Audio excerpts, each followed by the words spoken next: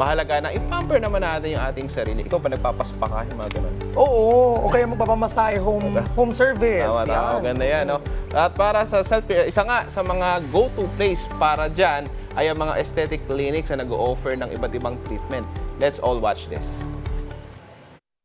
Sa modernong panahon ngayon, hindi na bago sa atin ang pagsasailalim sa operasyon o cosmetic enhancement upang mas lalo pang gumanda ang panlabas na anyo ng isang tao.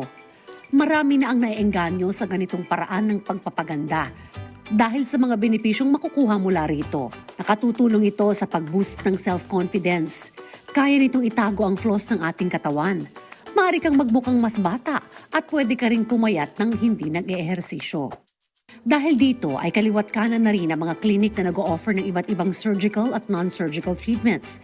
Kaya naman aming binisita ang isa sa Face and Body Advanced Aesthetic Clinic sa may lungsod ng Parañaque. Our edge will be having that personal touch with each and every client that we have talaga. Because again, eye aesthetics is not just about external.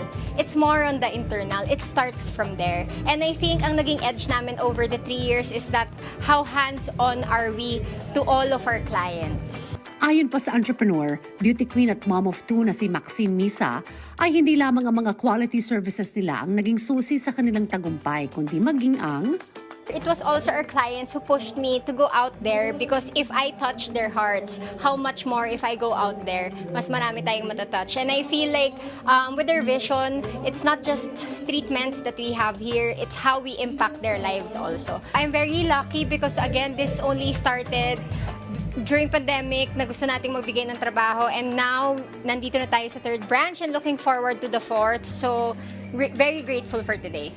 walang masama sa paghahanda na mas gumanda pa at ma-enhance ang physical appearance.